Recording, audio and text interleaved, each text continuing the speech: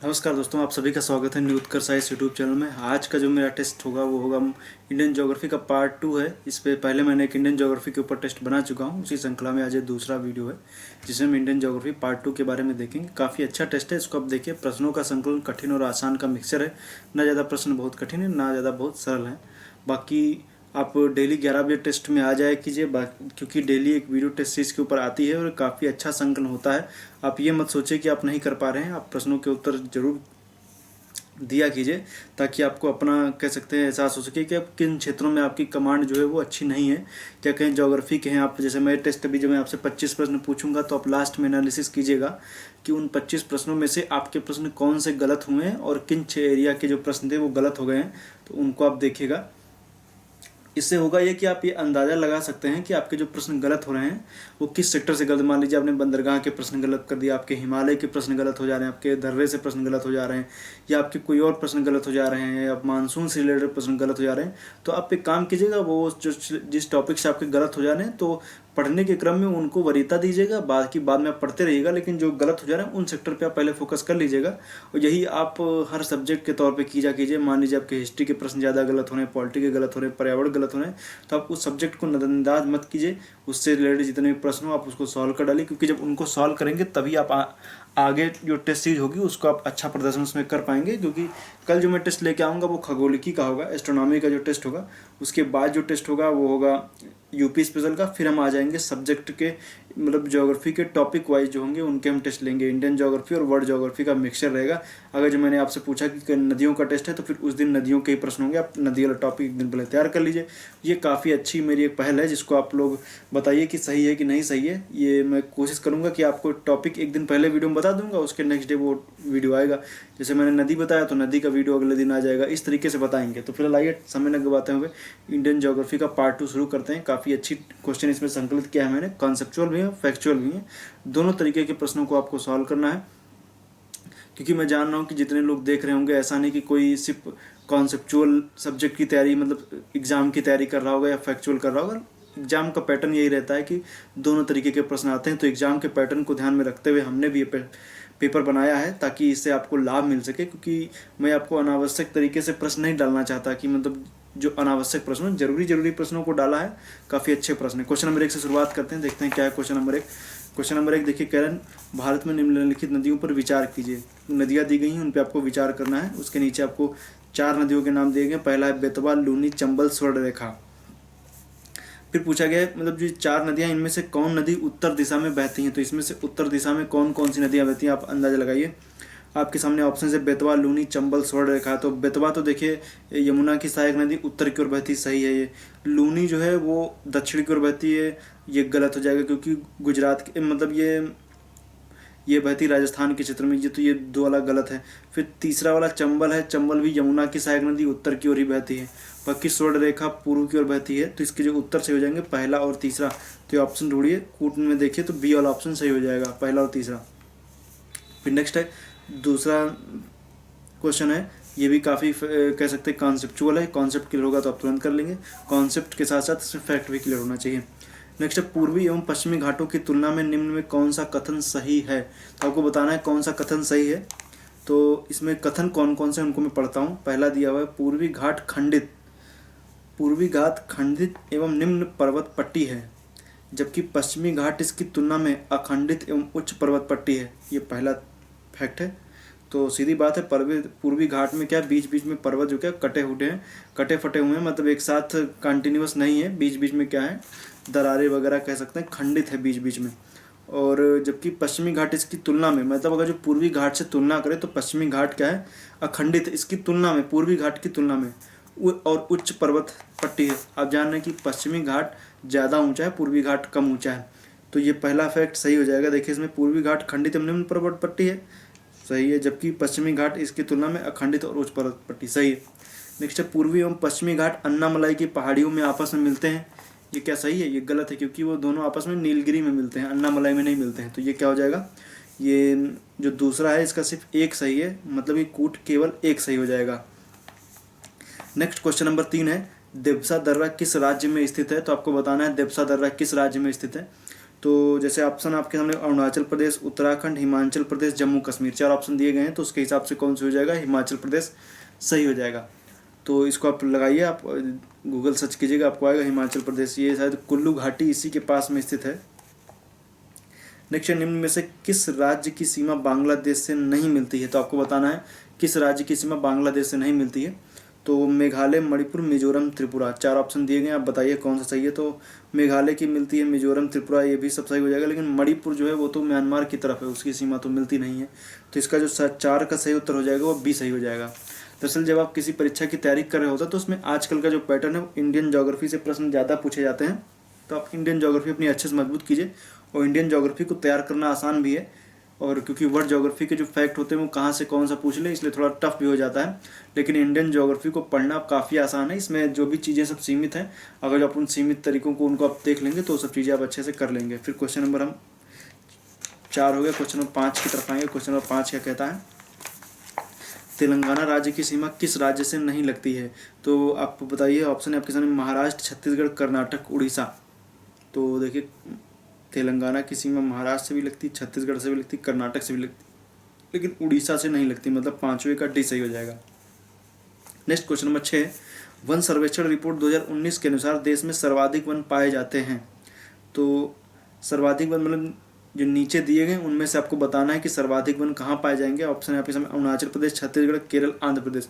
इन्हीं 4 में आपको सिलेक्ट करना है। तो इसका उत्तर क्या हो जाएगा, अरुणाचल प्रदेश होगा। वैसे सर्वाधिक वन मध्य प्रदेश में पाए जाते हैं, चूंकि मध्य प्रदेश ऑप्शन में नहीं है इसलिए अरुणाचल प्रदेश सही हो जाएगा। नेक्स्ट है, सर्वाधिक मैंग्रोव वनस्पति किस राज्य में पाई जाती है। काफ़ी अच्छा प्रश्न है। मैंग्रोव वनस्पतियाँ कहाँ पाई जाती हैं। मैंग्रोव खारे पानी में उगते हैं। मैंने वीडियो में बना रखा है, आप उसको देखिएगा। इन्वायरमेंट पे वीडियो मैंने बनाया है मैंग्रोव पे, तो उसको आप देखिएगा। खारे पानी में काफ़ी अच्छे से उगते हैं। इनके जड़ें क्या होती हैं, जो ऊपर की ओर जाती है उनसे वायवी जड़ें उनको कहते हैं, ऊपर आ जाती हैं, उनसे वो हवा वगैरह सब पानी वगैरह उनसे ले लेते हैं। बाकी खनिज लवण जो है वो नीचे की जो जड़ें होती हैं उनसे लेते हैं। इकोसिस्टम में काफ़ी हमें कह सकते हैं एक प्रकार से जो ये खारे पानी के मिल्क कह सकते हैं बाउंड्री लाइन पे पाए जाते हैं, मतलब तटीय क्षेत्रों में पाए जाते हैं। ये क्या करते हैं कि मृदा अपरदन को भी रोकते हैं, जो लहरें वगैरह आती हैं उनको भी रोक देते हैं। और काफ़ी ज़्यादा यहाँ पर जीव वगैरह भी कह सकते हैं समुद्री जीवों के आश्रय स्थल के रूप में भी जाने जाते हैं। सुंदरी वृक्ष इन्हीं में से एक है।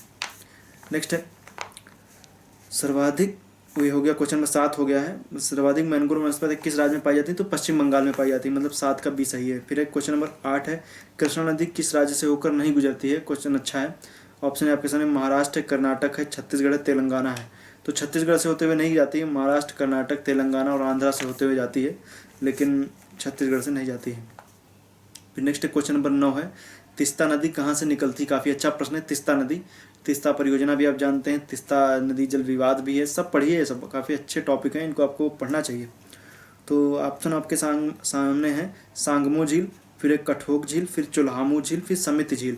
ये सभी झीलें स्थित सिक्किम में ही है। आपको बताना है कौन सी सही है। तो चुल्हामू झील क्या होगा, इसका ऑप्शन सही हो जाएगा। चुल्हामू झील से नदी निकलती है तीस्ता नदी। फिर question number 10, Murlen national park किस राज्य में स्थित है। मुरलेन नेशनल पार्क, देखिए मैं आपसे काजीरंगा ये सब वगैरह नहीं पूछ रहा हूँ, क्योंकि ये सब आप जान रहे हैं। मैं वो लेके आ रहा हूँ जो आपको परीक्षाओं में जल्दी, मतलब परीक्षाओं में तो कभी भी आ सकता है, लेकिन आपको जल्दी आप उनको ना पढ़ते हो, क्योंकि जब आप कुछ एक्स्ट्रा पढ़ेंगे तभी तो चीज़ें क्लियर होंगी। क्योंकि मैं आपसे दुधवा पूछूँ कहाँ है तो आप जान ही रहे हैं, मैं आपसे जिम कार्बेट पूछूँ तो आप जान ही रहे ना। पूछने का मतलब यही कि कुछ ऐसे आप देखिए कभी कभी आ जाते हैं परीक्षाओं में इस तरीके के प्रश्न, काफ़ी इंपॉर्टेंट हो जाते हैं, इनको आप याद रखें। नेक्स्ट है, मुरलेन नेशनल पार्क किस राज्य में स्थित है। ऑप्शन आपके सामने मिजोरम है, मेघालय है, मणिपुर है और त्रिपुरा है। 4 ऑप्शन दिए गए, आप बताइए कौन सा सही है। तो मुरलेन नेशनल पार्क जो है वो स्थित है कहाँ पर, ये मुरलेन नेशनल पार्क कहाँ स्थित है, ये मिजोरम में स्थित है, याद रखिएगा मिजोरम में है। नेक्स्ट है क्वेश्चन नंबर 11, जानापाव पहाड़ी से किस नदी का उद्गम होता है। तो आपको बताना है जानापाव पहाड़ी से किस नदी का उद्गम होता है। तो ये मैंने बताया है आपको, आप देखिए मेरा वीडियो गंगा नदी तंत्र, उसमें मैंने बताया आपको। जानापाव पहाड़ी से आपके सामने ऑप्शन है सोन, गंडक, चंबल, दामोदर। तो ये ऑप्शन जो सही हो जाएगा, यहाँ से निकलती है मध्य प्रदेश की जानापाव की पहाड़ी से चंबल नदी निकलती है। तो इसका उत्तर क्या हो जाएगा, सी चंबल। बाकी क्वेश्चन नंबर 12 की तरफ आएंगे। निम्न में से कौन सा कथन सही नहीं है आपको बताना है। तो कौन सही है कौन गलत है आपको बताना है। तो ऑप्शन आपके सामने है, 2 तथ्य दिए गए जिनके आधार पर नीचे कूट दिए गए, कूट के आधार पर आपको बताना है। तो जैसे पहला है, काजीरंगा नेशनल पार्क असम में स्थित है, एक वर्ल्ड हेरिटेज साइट है। पहला तथ्य है, काजीरंगा नेशनल पार्क असम में स्थित एक वर्ल्ड हेरिटेज साइट है, ये सही है। फिर दूसरा है काजीरंगा को 2006 में टाइगर रिजर्व घोषित किया गया, ये भी सही है। तो इसके क्या है, पहला दूसरा दोनों सही हैं। और ये हाथियों के लिए जाना जाता है काजीरंगा, और गैंडे भी यहाँ पाए जाते हैं, गैंडे भी खूब पाए जाते हैं। फिर नेक्स्ट है, निम्न में कौन से कथन सही हैं, आपको बताना है। ऑप्शन है आपके सामने, मतलब पहले दो तथ्य दिए गए, नीचे फिर कूट है, उसी तरीके से प्रश्न जैसे ऊपर वाला था। जिसमें से पहला है झरिया झारखंड की सबसे बड़ी कोयला उत्पादक खान है। फिर दूसरा, झरिया से बिटुमिनस कोयला पाया जाता है। मतलब झरिया में क्या कौन सा कोयला पाया जाता है, बिटुमिनस कोयला पाया जाता है, बताइए सही गलत है। कूट है केवल एक सही है, केवल दो सही है, सी 1 2 सही है, फिर डी में कोई नहीं है। तो आप बताइए कौन सा सही है, 13 का कौन सा सही है। आप 13 का क्या है, दोनों तथ्य सही है, क्योंकि झरिया सबसे बड़ी खान है और यहाँ से बिटुमिनस कोयला निकलता है, तो क्या हो जाएगा, इसमें दोनों सही हो जाएंगे। फिर क्वेश्चन नंबर 14 की तरफ भी हम आएंगे। तो क्वेश्चन नंबर 14 भी आप देखेंगे तो वही है, कूट के आधार पर आपको बताना है। तो निम्न में कौन सा कथन सही है। तो पहला है भिलाई लौह इस्पात संयंत्र की स्थापना 1956 में रूस के सहयोग से, मतलब सोवियत संघ के या सोवियत रूस के सहयोग से की गई थी, बताइए सही है। तो 14 का पहला तथ्य जो दिया गया वो तो सही है। दूसरा, बोकारो संयंत्र की स्थापना 1964 में सोवियत रूस के सहयोग से की गई थी, तो बोकारो की स्थापना की गई थी, तो ये भी सही है, दोनों सही हैं। तो इसमें क्या हो जाएगा, चौथा का जो है वो तीसरा वाला ऑप्शन सही हो जाएगा, मतलब पहला और दूसरा दोनों सही हैं। और आप जान रहे हैं कि राउरकेला जर्मनी के सहयोग से स्थापित किया गया था, और आप देखें तो दुर्गापुर जो था ब्रिटेन के सहयोग से स्थापित 1956 में ही सब स्थापित किए गए थे, लेकिन जो बोकारो 1964 में, याद रखिएगा। फिर क्वेश्चन नंबर 15 की तरफ आएँ। ये सब आप जितने भी प्रश्न हैं इनको आप तैयार करते रहिए, ऐसा नहीं इनको आप रख मत दीजिए, जो भी प्रश्न पूछा इनको तैयार कर लीजिए, काफ़ी अच्छे प्रश्न हैं, ये इंपॉर्टेंट भी हैं, ये परीक्षाओं में आपसे कभी भी इनसे भेंट हो सकती है, इनको आप नज़रअंदाज मत कीजिएगा, तैयार जरूर कर लीजिएगा। क्वेश्चन नंबर 15 की तरफ आएंगे। निम्न में कौन सी प्रायद्वीपीय नदियों की विशेषता नहीं है, आपको बताना है प्रायद्वीपीय नदियों की विशेषता क्या नहीं है। बहुत अच्छा है, प्रायद्वीपीय भारत की नदियां हैं, आप तुलना कीजिएगा उत्तर भारत की नदियों और प्रायद्वीपीय भारत की नदियों से, आपको कई सारे चीज़ें मिलेंगी। जो मैं पूछूंगा बस उसका ठीक उल्टा उत्तर भारत की नदियों में। देखिए पहला क्या कहता है, यहाँ की नदियाँ सर्वाधिक ऊर्ध्वाधर अपर्दन करती हैं, सही है गलत बताइए आप। ये अधिकतर मौसमी नदियाँ हैं, बताइए सही है गलत है। फिर सी है, इनका जलमार्ग आधार तल के करीब होता है। फिर डी ऑप्शन है, यह नदियाँ धीमी गति से बहती हैं। तो 4 ऑप्शन दिए हैं, आप उनके उत्तर आप तुरंत दीजिए, इसका उत्तर क्या होगा फिर मैं बताता हूँ। तो क्वेश्चन नंबर 15 का जो सही हो जाएगा, देखिए ये यहाँ की नदियाँ सर्वाधिक ऊर्ध्वाधर अपर्दन करती हैं, ये क्या तथ्य क्या हो जाएगा, ये गलत हो जाएगा, क्योंकि यहाँ की नदियाँ क्या हैं, ऊर्ध्वाधर अपर्दन करने के लिए, ज़्यादा ऊर्ध्वाधर अपर्दन करने के लिए पहली बात तो पर्वतों से निकल रही पुरानी नदियाँ जीर्णावस्था में लगभग बह रही हैं, इनमें बहुत ज़्यादा नदियों में फ्लो भी नहीं है और ये अपने आधार तल को लगभग प्राप्त कर चुकी हैं, इसलिए इनमें बहुत ज़्यादा अपर्दन नहीं होता है, ऊर्ध्वाधर अपर्दन होता है लेकिन बहुत कम होता है। तो ये सर्वाधिक ऊर्ध्वाधर अपर्दन करती हैं, ये तथ्य गलत हो जाएगा, मतलब पहला वाला ही 15 का ये गलत है। बाकी मौसमी नदियाँ हैं, इनका जलमार्ग आधार तल मैंने बताया भी बिल्कुल प्राप्त कर लेता है, और चूँकि पर्वतों में मौसमी नदियाँ होती हैं, बारिश होती है तभी बहती हैं, बहुत से सूख जाती हैं, इसलिए इनमें जल बहुत धीरे धीरे बहता रहता है। क्वेश्चन नंबर 16 है, भारत मानक समय रेखा मतलब 82.5 डिग्री ईस्ट रेखा किस राज्य से होकर नहीं गुजरती है। तो 3 दिए गए हैं तथ्य, उनमें बताना है कौन सा सही है। उत्तर प्रदेश, झारखंड और तेलंगाना। तो आप बताइए, उत्तर प्रदेश, झारखंड, तेलंगाना, पहला सही है, मतलब दूसरा सही है, बी पहला दूसरा सही है, सी दूसरा तीसरा, फिर डी या सिर्फ डी वाला ऑप्शन है सिर्फ तीसरा सही है, बताइए। तो देखिए कहाँ कहाँ से गुजरती है, तो उत्तर प्रदेश से गुजरती है, तो मध्य प्रदेश से गुजरती है, छत्तीसगढ़ से गुजरती है, फिर उड़ीसा से और फिर आंध्र प्रदेश से होते हुए गुजरती है, लेकिन इसमें कहीं भी झारखंड और तेलंगाना का नाम नहीं आता है, तो मतलब इसमें 2 और 3 जो है इन जगह से नहीं गुजरती, तो सी वाला ऑप्शन सही हो जाएगा। नेक्स्ट दिया गया परमाणु संयंत्र और राज्य दिए गए, आपको मिलाना है। नरौरा उत्तर प्रदेश, कलपक्कम आंध्र प्रदेश, तारापुर महाराष्ट्र, रावत भाटा राजस्थान। बताइए कौन सा सुमेलित नहीं है। कलपक्कम तो तमिलनाडु है, बस यही सुमेलित नहीं है, मतलब कि 17 का जो हो जाएगा वो बी वाला ऑप्शन क्या है, वो सुमेलित नहीं है। ये देखिए आप इनको आप कीजिए, क्योंकि जो मैं ये क्वेश्चन है इस तरीके का, जैसे उद्योग धंधे वाले जो सेक्टर होता है, आप फिजिकल ज्योग्राफी तो अच्छे से पढ़ लेते हैं, नदी झील झरना सब कर ले जाते हैं, लेकिन जो एग्ज़ाम में जो प्रश्न घुमाए जा सकते हैं वो यही सेक्टर है जो सबका लगभग कमज़ोर होता है, जहाँ पर लोग ध्यान नहीं दे पाते हैं। बाकी पॉपुलेशन वगैरह भी है, अर्बन ज्योग्राफी वगैरह भी, इनमें भी लोग गलत कर देते हैं, लेकिन अब देखें तो ये वाला सेक्टर जो है उद्योग धंधों से ये भी काफ़ी ज़्यादा गलत हो जाता है। परमाणु संयंत्र हो गया, कहाँ पहले स्थापित किया, कागज उद्योग, ऊनी वस्त्र उद्योग, ये सब उद्योग कहाँ पहले स्थापित किया गया, कौन सा क्षेत्र है, कौन किसके लिए जाना जाता है, ऐसे सब प्रश्न बनते रहते हैं। तो इन सबको आप नज़रअंदाज मत कीजिए और इस सेक्टर को अच्छे से तैयार कर लीजिए। काफ़ी महत्वपूर्ण होगा, आने वाले परीक्षाओं में आपको इसका फ़ायदा मिले। क्योंकि आप देखे होंगे ज्योग्राफी के, मान लीजिए मैं आपको 25 प्रश्न आप किसी भी एग्ज़ाम में देने जाएंगे, अगर जो मान लीजिए 150 प्रश्नों का अगर जो पेपर हो रहा है, तो उसमें से कम जो है वो 15 प्रश्न 20 प्रश्न तो ज्योग्राफी के आते ही हैं। उनमें से आप मैक्सिमम जिसकी ज्योग्राफी अच्छी ठीक ठाक आता है, प्रश्न कर लेते हैं, वो लगभग 10 से 15 प्रश्न कर पाते हैं, मतलब कर लेते हैं। लेकिन 4 से 3-4 प्रश्न ऐसे होते हैं जो घुमा दिए जाते हैं। वो घुमाने का जो सेक्टर है वो यही वाला है, जिसमें से घुमाए जाते हैं। बाकी जिसका कॉन्सेप्ट तैयार है वो आप कर लेंगे, लेकिन इनमें क्या कॉन्सेप्ट लगाएंगे, अभी पूछ लिया जाएगा तारापुर कहाँ है, तो कॉन्सेप्ट लगाते रहिए। जब जब को पता ही नहीं तो आप नहीं लगा पाएंगे ना, इसलिए इनको फैक्ट तैयार करना पड़ेगा। इसलिए ये वाला सेक्टर भी आप अच्छे से तैयार कीजिए। 18 है, राणा प्रताप सागर किस नदी पर स्थित है। तो राणा प्रताप सागर की बात हो रही, किस नदी पर स्थित है। ऑप्शन आपके सामने दिए गए हैं, तो आपको बताना है। ऑप्शन आपके सामने है, नर्मदा नदी, सोन नदी, चंबल नदी, ताप्ती नदी। तो ये चंबल नदी पर स्थित है राणा प्रताप सागर। इसमें गांधी सागर, जवाहर सागर सब इसी पर स्थित है। जो ये राणा प्रताप सागर की अगर जो हम बात करें तो ये कोटा राजस्थान में स्थित है, और इसी के पास में जवाहर सागर में, गांधी सागर एमपी में पड़ता है। नेक्स्ट है मंदसौर जिले में। नेक्स्ट है 19 का, निम्न में कौन सी खारे पानी की झील है। तो खारे पानी की झील आपको बताना है। क्वेश्चन नंबर 19 है, काफ़ी अच्छा प्रश्न है, आप बताइए इसका क्या सही होगा। ऑप्शन है आपके सामने, चिल्का झील, नैनीताल झील, वुलर झील, डल झील। तो खारे पानी की झील तो उड़ीसा की है। तो उड़ीसा की जो चिल्का झील है वो क्या है, खारे पानी की झील है। तो जो 19 का ए सही हो जाएगा, चिल्का झील। 20 नंबर क्वेश्चन है, काफ़ी अच्छा ये भी है। डफला जनजाति किस राज्य में रहती हैं। तो डफला जनजाति आपको बताना है किस राज्य में रहती हैं। तो इसका उत्तर हो जाएगा 20 का पहला, देखिए ऑप्शन मैं सुना दूं आपको, मेघालय, केरल, अरुणाचल प्रदेश, कर्नाटक, 4 ऑप्शन दिए गए, इनमें आपको बताना है कौन सा सही है। तो इसका जो 20 का जो ऑप्शन हो जाएगा वो अरुणाचल प्रदेश सही हो जाएगा, क्योंकि डफला जनजाति अरुणाचल प्रदेश में पाई जाती है। तो ये 20 का सी हो जाएगा। फिर सुमेलित करना है, बताइए कौन सा सही है। तो आप बताइए, एक तरफ जैसे अब सुमेलित करना है, बताइए ये भी प्रश्न की शैली है, कौन सुमेलित नहीं है बताना है। पतरातू झारखंड, कोरबा छत्तीसगढ़, कवास गुजरात, हरदुआगंज मध्य प्रदेश। तो 4 दिए गए, आप बताइए कौन सुमेलित नहीं है।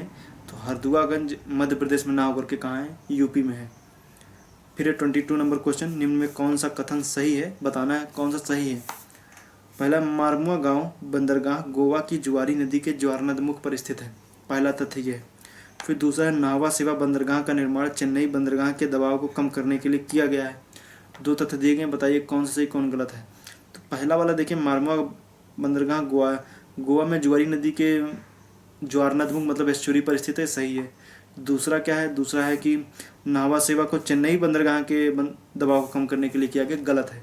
क्योंकि इसका इस्तेमाल बनाया गया था मुंबई बंदरगाह के दबाव को कम करने के लिए, चेन्नई नहीं, उस तरफ है ही नहीं। पहली बात तो ये पड़ता है पश्चिमी घाट पे, पश्चिमी तट पर है। तो ये क्या हो जाएगा, इसका ऑप्शन दूसरा वाला गलत है, मतलब केवल एक सही है, दूसरा वाला गलत है।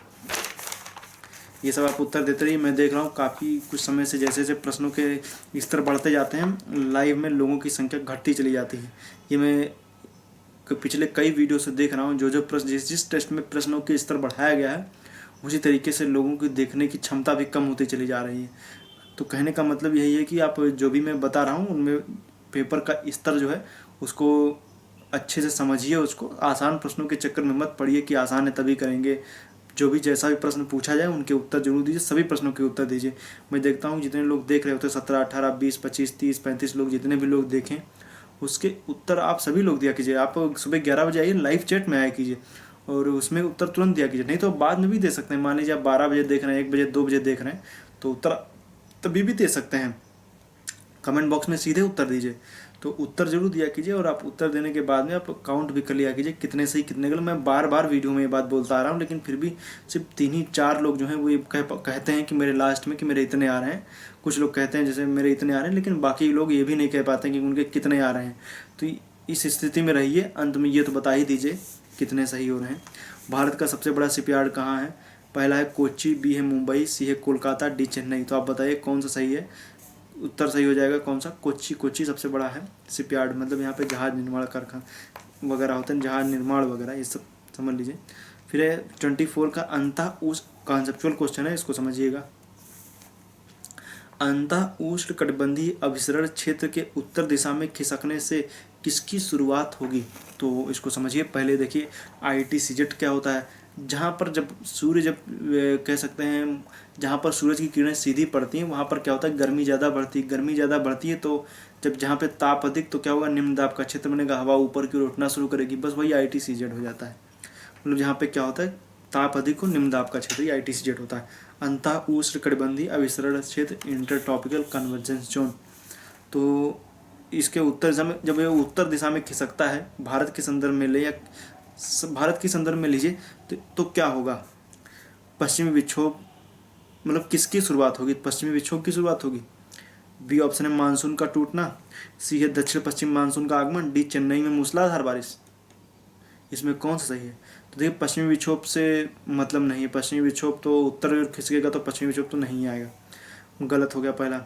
मानसून का टूटना गलत है क्योंकि तब वो दक्षिण की ओर जा रहा होता है तब मानसून टूटना, सी हो जाएगा। फिर जो मतलब बी वाला ऑप्शन हो जाएगा। सी वाला ऑप्शन क्या कह रहा है, दक्षिण पश्चिम मानसून का आगमन, क्योंकि यहाँ जैसे जैसे ऊपर की उठेगा उत्तर भारत में निम्न दाब का क्षेत्र बनेगा तभी तो मानसून आएगा केरल की तरफ से। व्यापारिक पवनें क्या होंगी, उत्तर दिशा उत्तरी गोलार्ध में जैसे आएंगे अपने क्या होंगे, उत्तर पूर्व की ओर मुड़ जाएंगी। उत्तर पूर्व की ओर मुड़ना ही उनकी जो दिशा होती है वो दक्षिण पश्चिम की ओर से आती है, इसलिए उसको दक्षिण पश्चिम मानसून कहते हैं।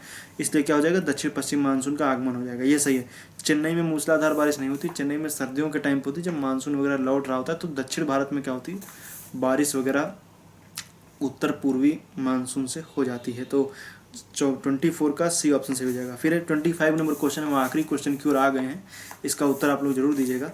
पूर्णा नदी किसकी सहायक नदी है? तो ऑप्शन आपके सामने नर्मदा, ताप्ती, पेरियार, साबरमती। तो आप बताइए कि पूर्णा नदी किसकी सहायक नदी है? तो पूर्णा नदी सहायक नदी है ताप्ती की। तो पूर्णा नदी सहायक नदी किसकी है? ताप्ती की है। उत्तर आप जरूर दिया कीजिए। काफ़ी अच्छा संकलन है प्रश्नों का। बाकी जो कल का जो टेस्ट होगा उसमें हम मिलेंगे आपके सामने एस्ट्रोनॉमी के प्रश्न। आप एस्ट्रोनॉमी पढ़ लीजिएगा, ग्रह उपग्रह वगैरह आज आप पढ़ लीजिएगा। कल सुबह में आप आइए तो उत्तर देने की स्थिति में ज़रूर रहिए। उत्तर आप सभी लोग दीजिएगा।